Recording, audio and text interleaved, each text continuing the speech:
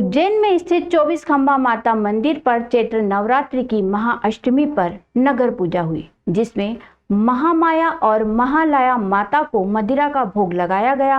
इस पूजा का आयोजन निरंजनी अखाड़े के अध्यक्ष रविंद्रपुरी महाराज संत समुदाय द्वारा किया गया था। मंदिर के पंडित विकास पुजारी ने बताया कि नगर पूजा की परंपरा सम्राट विक्रमादित्य के काल से चली आ रही है। इस पूजा में मदिरा का भोग लगाया जाता है और नगर पूजा की जो परंपरा है उसका निर्वहन किया जाता है। वहीं शारदीय नवरात्रि में सरकारी नगर पूजा होती है, जिसमें कलेक्टर द्वारा पूजन किया जाता है। आपको मालूम हो कि 1 अप्रैल से उज्जैन सहित प्रदेश के 19 शहरों में शराबबंदी की घोषणा हो चुकी है। ऐसे में इस बार नगर पूजा के लिए आबकारी विभाग के अधिकारी और कर्मचारी ही 1 पेटी देसी शराब और 2 बोतल अंग्रेजी शराब लेकर 24 खंबा माता मंदिर पहुंचे थे। खास बात यह है कि इस बार देवी महालया और महामाया को सीधे बोतल से मदिरा अर्पित करने की जगह चांदी के पात्र में मदिरा भरकर चढ़ाई गई। अखाड़ा परिषद के अध्यक्ष रविंद्रपुरी जी महाराज ने बताया कि उज्जैन में चैत्र नवरात्र की महाअष्टमी पर नगर पूजा का आयोजन अखाड़ा परिषद और साधु संतों द्वारा किया जाता है। आज महाअष्टमी पर माता महालया और महामाया को मदिरा का भोग लगाया गया। इस पूजा का उद्देश्य नगर वासियों की सुख समृद्धि और सुरक्षा की कामना करना है। नगर पूजा की परंपरा प्राचीन समय से चली आ रही है, जिसमें मदिरा का भोग एक महत्वपूर्ण हिस्सा है। इस बार देवी महालया और महामाया को सीधे बोतल से मदिरा अर्पित करने की जगह चांदी के पात्र में मदिरा भरकर चढ़ाई गई। नगर पूजा की यात्रा 27 किलोमीटर लंबी है, जिसमें 40 मंदिरों में पूजन किया जाता है। इस यात्रा में आगे कोटवार परंपरा के अनुसार मदिरा से भरी मिट्टी की हांडी लेकर चलते हैं। मिट्टी की हांडी से मदिरा की धार पूरे नगर के रास्तों में बहती है।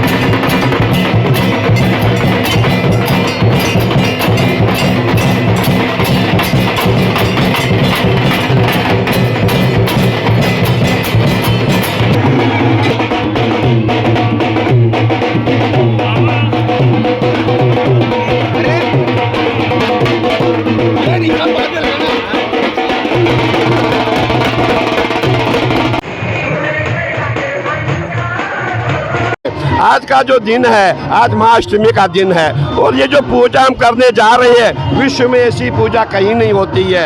ये राजा आदित्य की पूजा है, उस परंपरा का निर्वहन किया जा रहा है। और ये जो मटकी मेरे हाथ में आप देख रहे हैं, जितने भी भूत प्रेत पिशाच है, उनको इस मदिरा के द्वारा तृप्त किया जाता है। और जितने भी देवी मंदिर है, भैरव मंदिर है, उसमें मदिरा का भोग लगता है। ये हमारी परंपरा है, उसी परंपरा का निर्वहन किया जा रहा है। 24 खंबा मंदिर पे श्री महामाया महालया को मदिरा का भोग लगाया गया। यहाँ सुख शांति के लिए ये भोग लगाया गया। नगर पूजा स्टार्ट की होती है। मतलब 24 खंबा मंदिर पे श्री महामाया महालया को अष्टमी के दिन मतलब मदिरा का भोग लगाया गया। ये इसलिए की जाती है पूजा कि सुख और शांति बनी रहे शहर में। कब से की जा रही पूजा? ये प्राचीन काल से की जाती, मतलब बहुत पुरानी, मतलब क्या विशेषता पूजा की? इस पूजा की विशेषता मदिरा का भोग लगाया जाता है। सुख शांति के लिए मतलब ये पूजा करना जरूरी है। पहले कभी बस एक ही पूजा होती थी शारदीय नवरात्रि में।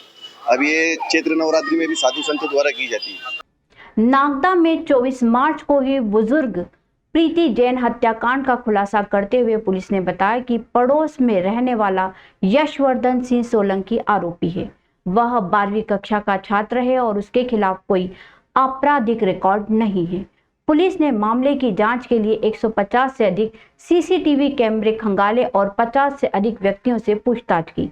मुखबिर की सूचना पर पुलिस ने यशवर्धन को हिरासत में लेकर पूछताछ की, जिसमें उसने वारदात को करना कबूल किया है। यशवर्धन अपने घर पर एक्सरसाइज कर रहा था, तभी उसके ईयरबड प्रीति जैन की छत पर गिर गए। जब वह ईयरबड लेने के लिए छत पर गया तो प्रीति जैन ने उसे चांटा मार दिया, जिससे वह आक्रोशित हो गया और उसने विलसी उठाकर प्रीति जैन के सिर पर मार दी।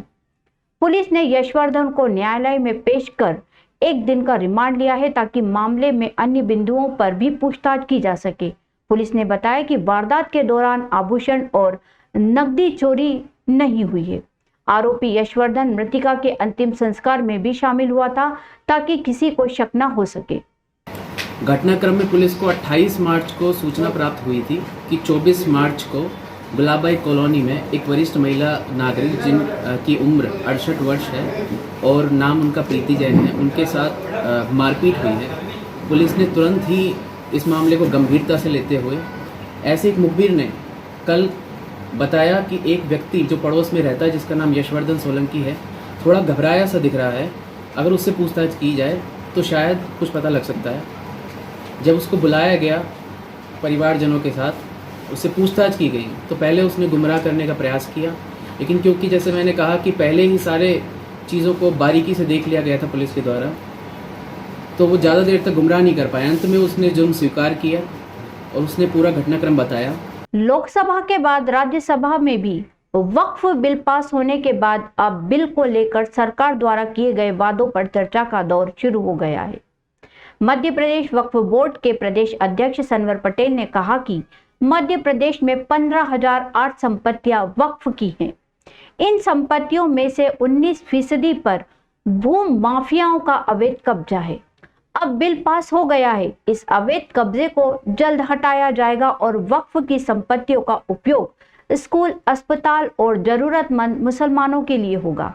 इसमें कार्यवाही भी की जा रही है। उज्जैन के मदार गेट क्षेत्र में गड़बड़ी का एक बड़ा मामला पिछले जून माह में सामने आया था, जिसके तहत उज्जैन में कांग्रेस नेता रियाज खान को वक्फ बोर्ड ने 7 करोड़ रुपए की वसूली का नोटिस दिया।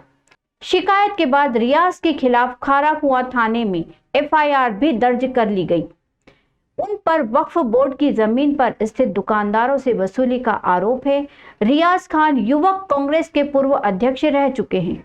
वर्तमान में उज्जैन शहर कांग्रेस कमेटी के उपाध्यक्ष हैं। दरअसल रियाज खान पिछले 26 साल वक्फ बोर्ड उज्जैन में अध्यक्ष रहे। इस दौरान वक्फ बोर्ड की संपत्ति की देखरेख करते रहे। 24 अप्रैल 2024 को वक्फ बोर्ड भोपाल ने रियाज खान को नोटिस दिया था, जिसमें अवैध रूप से वर्ष 2006 और 7 से वर्ष 2022-23 तक 7 करोड़ 11 लाख रुपए की रिकवरी निकालकर 7 दिन में जवाब देने के लिए कहा गया था। बोर्ड ने रियाज को पत्र लिखकर कहा कि क्यों ना आपके द्वारा वक्फ अधिनियम 1995 की धारा 34 के प्रावधानों के तहत उपरोक्त राशि की वसूली आपसे की जाए। वक्फ बोर्ड ने 2 अगस्त 2023 को जांच समिति गठित कर रियाज के कार्यकाल की जांच कराई। जांच में पाया गया कि मदार गेट पर 115 दुकानों, 2 स्कूल बिल्डिंग्स और 5 ऑफिस रूम का निर्माण वक्फ संपत्ति के रूप में किया गया है। हर जगह उज्जैन के ही हम अपना उदाहरण ले लें तो यहाँ मदार गेट जो दरगाह है वहाँ पर वक्फ बोर्ड में 15 दुकानें दिखाई गई और पिछले 20 सालों से 115 दुकान बनाकर वहाँ के मुतवल्ली उसका लाभ अपना घर चलाने में, अपनी जेब भरने में कर रहे थे। मध्य प्रदेश वक्फ बोर्ड ने जब जांच करवाई तो 115 दुकानें निकली, ऑफिसेस अलग, गोडाउन अलग, 7 करोड़ 11 लाख रुपए की रिकवरी निकाली गई और जो संपत्तियों से वसूल करने के लिए RRC जारी होती है, रेवेन्यू रिकवरी सर्टिफिकेट, वो सर्टिफिकेट यहाँ जारी किया गया। उसी प्रकार से सागर बीना में 1 करोड़ 84 लाख रुपए की अल्ताफ काजी जी जो है वो भी कांग्रेस से जुड़े हुए हैं, रियाज खान भी कांग्रेस से जुड़े हुए हैं, उन पर 1 करोड़ 84 लाख रुपए की RRC जारी की है। इसी प्रकार पूरे मध्य प्रदेश में लोगों की बदनीयती चरम पर है।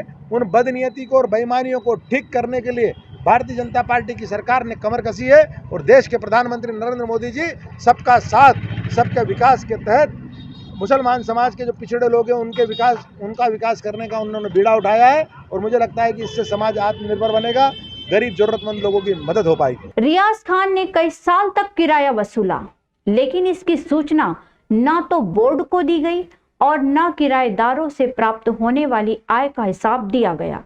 वक्फ संपत्ति का उपयोग निजी संपत्ति के रूप में किया गया, इसका अनाधिकृत लाभ अर्जित किया गया। वक्फ बोर्ड के प्रदेशाध्यक्ष सनवर पटेल कहते हैं कि पूरे प्रदेश में वक्फ की संपत्ति से अब अवैध कब्जेधारी से अवैध कब्जा हटाकर पट्टेधारियों को दिया जाएगा, जिससे वक्फ बोर्ड को बड़ा राजस्व प्राप्त होगा। वक्फ की 90% संपत्ति पर आज भी अवैध कब्जे हैं। लोग अपनी संपत्ति वक्फ बोर्ड को इसलिए दान करते हैं ताकि उस संपत्ति का उपयोग परोपकार के कार्यों में हो। बावजूद इसके चंद लोग अपनी जेब भरने में लगे हुए हैं। देश की मोदी और प्रदेश की मोहन सरकार अब ऐसे लोगों पर सख्त कार्रवाई करने जा रही है। मामले में एडिशनल एसपी नीतीश भार्गव ने बताया कि मदार गेट क्षेत्र स्थित वक्फ की संपत्ति को लेकर पूर्व में एक आवेदन आया था। आवेदन में तत्कालीन अध्यक्ष रियाज खान पर कई आरोप थे, जिसमें मुख्य आरोप वक्फ की संपत्ति को लेकर अवैध वसूली का था। आवेदन को जांच में लिया गया और साक्ष्य संकलित कर एफआईआर दर्ज की गई। मामले में यदि और भी कोई तथ्य आते हैं तो कार्यवाही की जाएगी। इसमें पूर्व में एक वक्फ मस्जिद के जो अध्यक्ष थे उनकी ओर से एक आवेदन पत्र प्रस्तुत किया गया था, जिसमें वक्फ बोर्ड की ओर से निष्कासित पूर्व अध्यक्ष के विरुद्ध वो आवेदन था। इनका आरोप था कि वक्फ की जो प्रॉपर्टी है उस पर कुछ अवैध वसूली को लेके उनके आरोप थे और उसमें कई अन्य बिंदु भी शामिल थे। हम लोगों ने पूरा मामला जांच में लिया। जांच के बाद इसमें साक्ष्य का संकलन किया गया। साक्ष्य जब पर्याप्त हो गया तो उसमें खाराकुआ पुलिस स्टेशन में एक प्रथम सूचना रिपोर्ट पंजीबद्ध की गई थी। उस मामले में हम लोग गंभीरता से विवेचना कर रहे हैं और भी आगे इसमें जो भी एविडेंसेस या अन्य कोई आरोपी आते हैं तो उसको भी हम लोग इसमें शामिल करेंगे।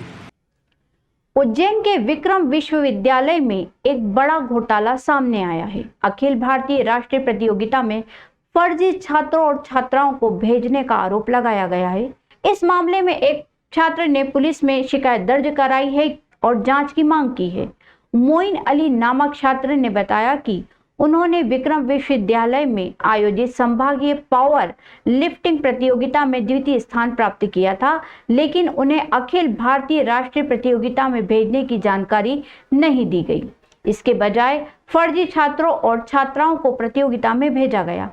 मोइन अली ने आरोप लगाया है कि विक्रम डाबी और प्रवेश यादव नामक 2 शिक्षकों ने फर्जी छात्रों और छात्राओं को प्रतियोगिता में भेजने के लिए साजिश रची। उन्होंने पुलिस से जांच की मांग की है और आरोपियों के खिलाफ मुकदमा दर्ज करने की मांग की है। विक्रम विश्वविद्यालय के अधिकारियों की भूमिका भी इस मामले में संदिग्ध है। आरोप है कि विश्वविद्यालय के अधिकारियों ने फर्जी छात्रों और छात्राओं को प्रतियोगिता में भेजने के लिए अपनी मंजूरी दी। मोइन अली ने मामले की शिकायत विक्रम विश्वविद्यालय के कुलगुरु और पुलिस अधीक्षक को की है और निष्पक्ष जांच की मांग की है।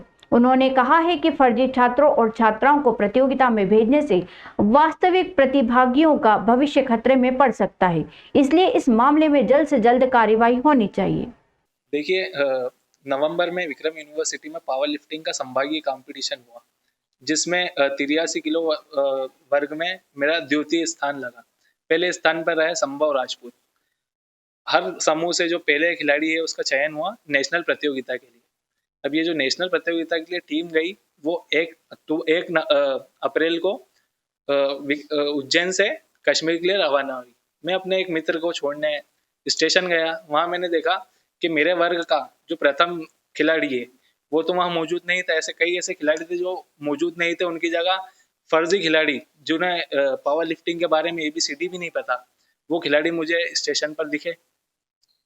अच्छा, ये तो दिखा ही मुझे। फिर मैंने देखा, मैं थोड़ा सा आगे गया तो मैंने देखा कि हमारे डिपार्टमेंट के चपरासी विक्रम डाबी वो अपनी पत्नी और बिटिया के साथ भी दिखे मुझे, और हमारे डिपार्टमेंट के संविदा शिक्षक प्रवेश यादव जी वो अपनी पत्नी के साथ दिखे। ये किस आधार पर अपनी पत्नी और परिवार को खिलाड़ियों के साथ नेशनल कंपटीशन में लेके जा रहे हैं, मैं इसकी जानकारी जानना चाहता हूँ। और इस चीज़ जैसे ही मुझे ये इस चीज़ की घटना के बारे में पता चला, अगले दिन मैं विक्रम यूनिवर्सिटी के कुलपति के पास पहुंचा। उन्हें मैंने इस चीज़ का आवेदन दिया कि ऐसा ऐसा गलत हो रहा है, तो उन्होंने मुझे आश्वासन दिया कि इन पे हम सख्त कार्रवाई करेंगे। कुलपति जी ने यह भी कहा कि ये यूनिवर्सिटी के खर्चे पे अपने अगर परिवार को लेके गए तो इन पे सख्त कार्रवाई भी की जाएगी। ये मामला मैं SP ऑफिस तक भी लेके गया। SP साहब को मैंने ज्ञापन दिया, उन्हें आवेदन करा कि इन पे सख्त कानूनी कार्रवाई भी की जाए। उज्जैन के चरक अस्पताल में रेबीज की वैक्सीन खत्म हो गई है, जिससे मरीजों को परेशानी का सामना करना पड़ रहा है। अस्पताल में रोजाना 2 दर्जन से अधिक डॉग बाइट के मामले आते हैं और वैक्सीन की कमी के कारण मरीजों को प्राइवेट मेडिकल से 400 रुपए में वैक्सीन खरीदनी पड़ रही है। गरीब परिवारों के लिए 400 रुपए की वैक्सीन खरीदना मुश्किल है, क्योंकि वे रोजाना 400 रुपए भी नहीं कमा पाते। ऐसे में वे अपने बच्चों को रेबीज की वैक्सीन नहीं लगा पा रहे हैं। ये समस्या केवल उज्जैन के चरक अस्पताल तक ही सीमित नहीं है, बल्कि अन्य अस्पतालों में भी वैक्सीन की कमी की खबरें आ रही हैं। सिविल सर्जन का कहना है कि वैक्सीन की कमी के कारण ऊपर से ही शॉर्टेज है और 2-3 दिन में वैक्सीन की पूर्ति कर ली जाएगी। वहीं CMHO डॉक्टर अशोक पटेल का कहना है कि वे VIP की ड्यूटी में व्यस्त हैं, लेकिन जल्द ही वैक्सीन की कमी को पूरा कर लिया जाएगा। उज्जैन नगर निगम को भी इस समस्या का समाधान करने में भूमिका निभानी चाहिए। नगर निगम को शहर में डॉग बाइट के मामलों को रोकने के लिए कदम उठाने चाहिए और वैक्सीन की उपलब्धता सुनिश्चित करनी चाहिए। इस समस्या का समाधान जल्द से जल्द किया जाना चाहिए ताकि गरीब परिवारों को राहत मिल सके।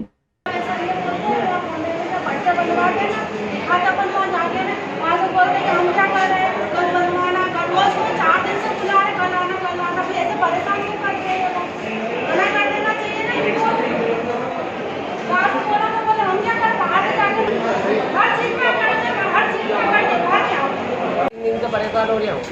बच्चे को बाहर से लाके खरीद के लगवाना पड़ रहा है। सिविल हॉस्पिटल के ये देख लीजिए। मैं पिपीला का चौराहा से।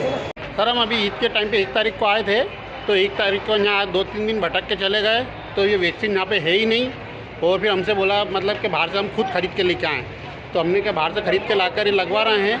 यहाँ पे वैक्सीन नहीं है, जब से ही नहीं ख़त्म हो चुकी है। ये 400 रुपये की पड़ रही है। वो कह रहे हैं सर वैक्सीन नहीं आगे से नहीं आ रही, हमने कंप्लेंट डाल दी है, आगे से ही नहीं आ रही है।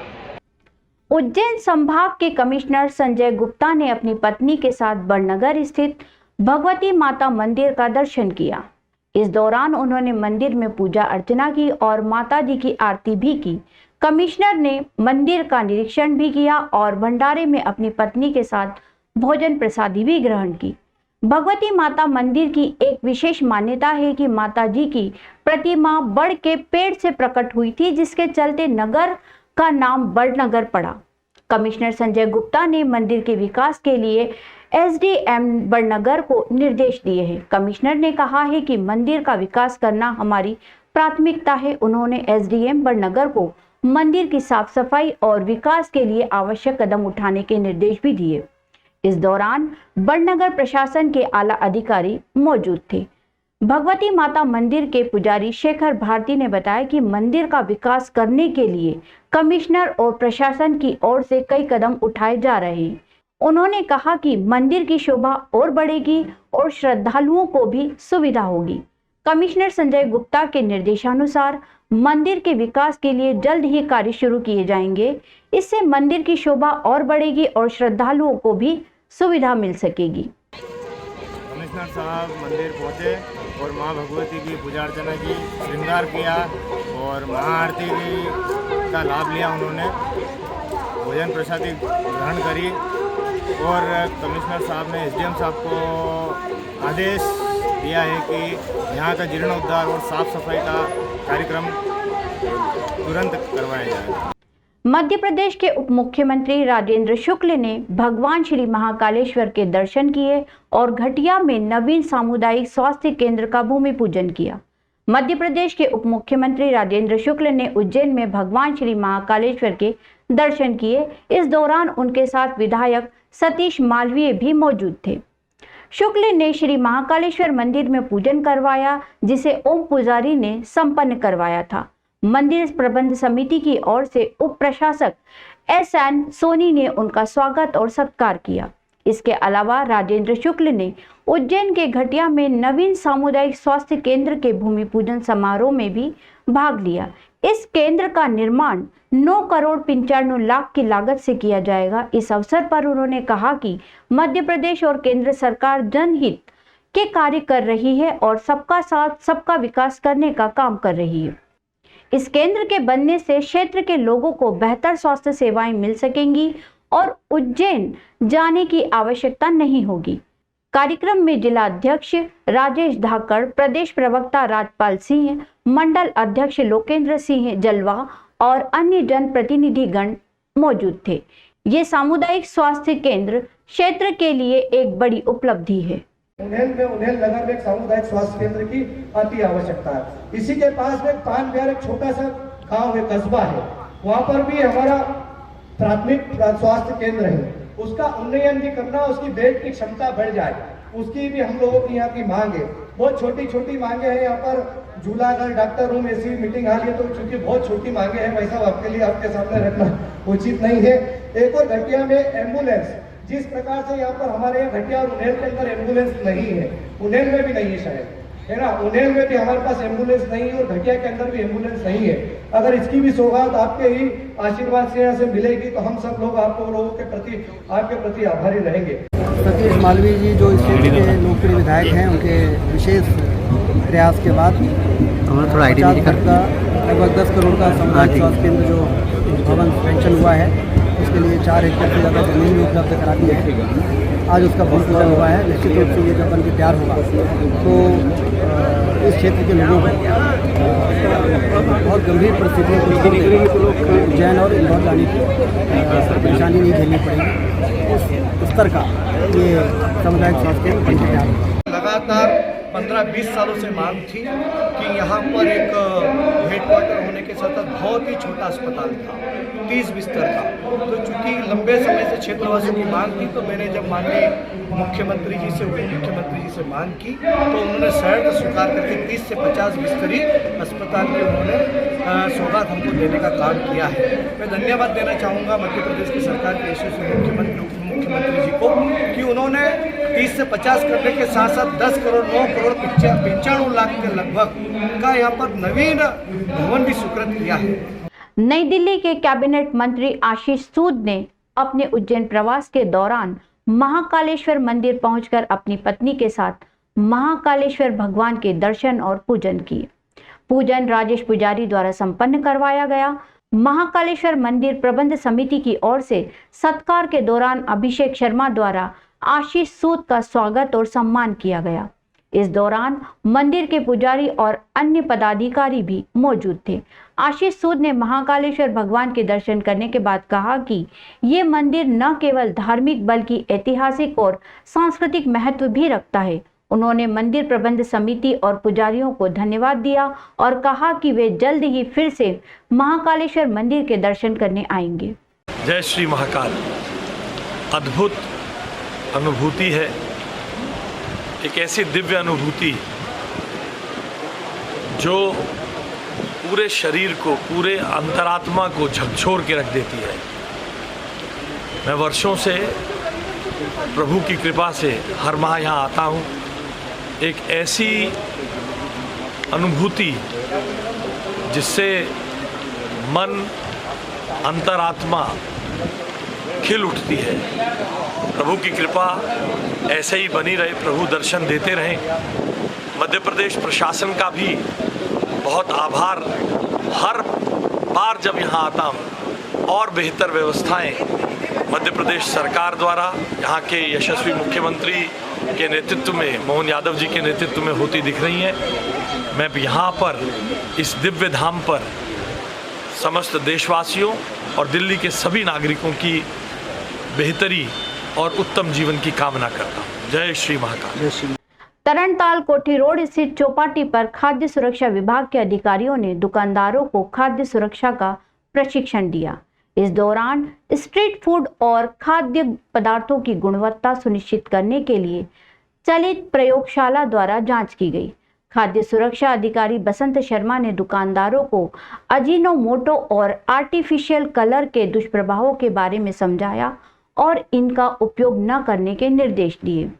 खाद्य सुरक्षा अधिकारी ने दुकानदारों को निर्देश दिए कि वे खाद्य पदार्थों के कच्चे माल को उचित गुणवत्ता और बिल से लें, अखबार या कागज का उपयोग न करें, एप्रिन और केप लगाकर खाद्य पदार्थ बनाएं और तैयार करें। भोज्य सामग्री को ढककर रखें और ढक्कनदार डस्टबिन का उपयोग करें। आर्टिफिशियल स्वीटनर और ट्रांस फैट के सेवन से होने वाले नुकसान के बारे में खाद्य सुरक्षा अधिकारी ने बताया कि वे मोटापा और हृदय रोग को बढ़ावा देते हैं। इसके अलावा ये पाचन तंत्र को प्रभावित कर सकते हैं और गैस्ट्रिक समस्याएं पैदा कर सकते हैं। एलर्जी और हाइपर एक्टिविटी जैसी समस्याएं भी हो सकती हैं, विशेषकर बच्चों में। लंबे समय तक अत्यधिक सेवन से कैंसर और अन्य गंभीर बीमारियों का खतरा बढ़ सकता है। मौके पर लिए गए नमूनों को जांच हेतु प्रयोगशाला भेजा गया। कार्यक्रम में उपस्थित सभी खाद्य प्रतिष्ठान संचालकों ने खाद्य सुरक्षा नियमों का पालन करने का संकल्प लिया।